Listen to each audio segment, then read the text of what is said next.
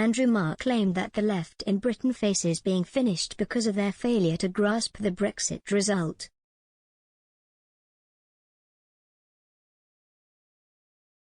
The UK and Jersey governments have moved a step closer to easing tensions with France after they issued further licenses to French fishing boats. The two powers had been at loggerheads over licenses, with Paris accusing Prime Minister Boris Johnson of preventing fishermen trawling British waters.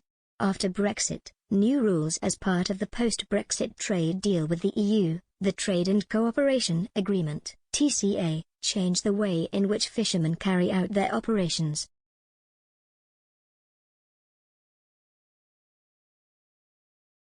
Now, smaller French vessels must prove that they worked in the waters around the British coastline before Brexit.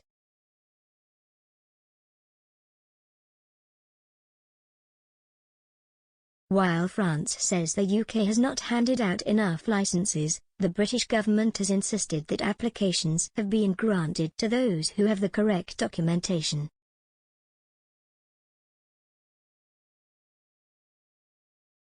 It is just one in a string of disagreements between the UK and EU member states post-Brexit.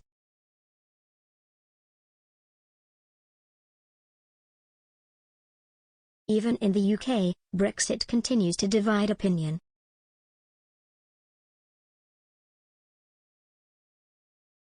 Andrew Marr, the veteran journalist who last month announced his departure from the BBC, this summer claimed that the referendum could go as far as finishing Britain's left-wing politics.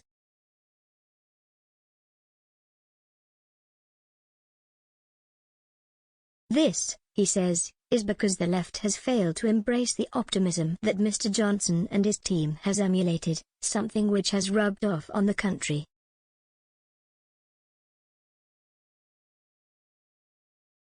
Writing in the New Statesman, he noted how Remainer predictions of swift economic collapse didn't come to pass.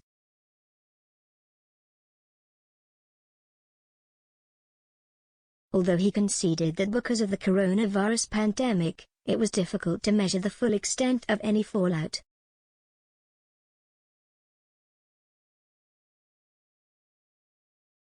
He wrote, "I feel Brexit has left British politics more unpredictable and volatile than even I expected."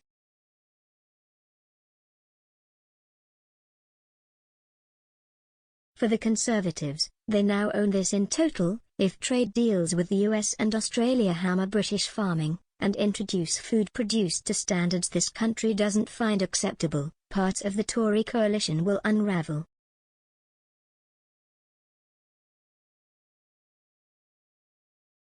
On Northern Ireland, we still haven't had a single Prime Minister explain exactly what Britain thought it was signing, and how the EU can reconcile its single market with greater flexibility.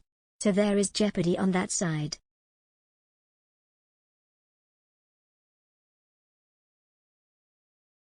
But there is peril on the other side too, as the opposition finds itself caught in a near impossible dilemma.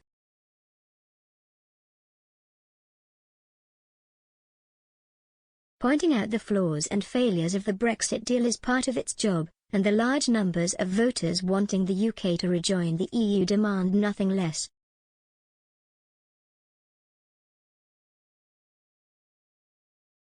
But this risks making the centre-left sound irredeemably pessimistic about the future.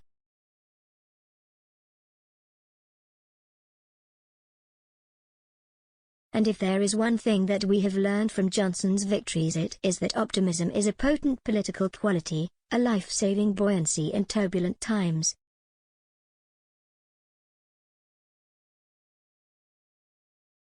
Between politicians whose message is, in effect, "This is all ghastly and everything is now going to get worse," and those who say, "Well, there will be bumps and spills but the future's bright, I know who I would back to win."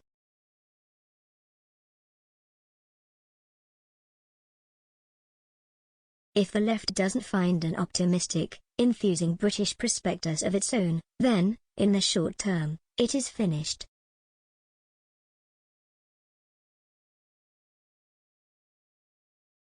Labour leader Sir Keir Starmer has in recent weeks reshuffled his party in a bid to get a better grasp on Brexit.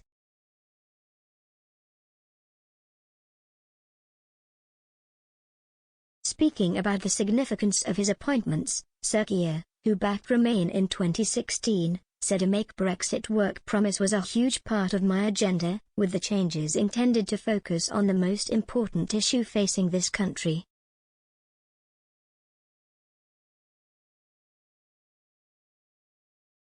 He said the reshuffle delivered a smaller, more focused shadow cabinet which is focused on the priorities of the country.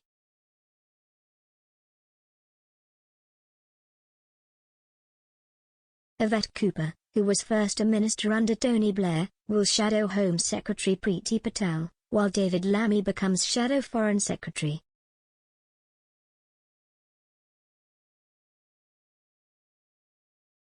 Nick Thomas Symonds takes over from Emily Thornberry in the trade brief, while Ed Miliband takes on a new role dedicated to climate change.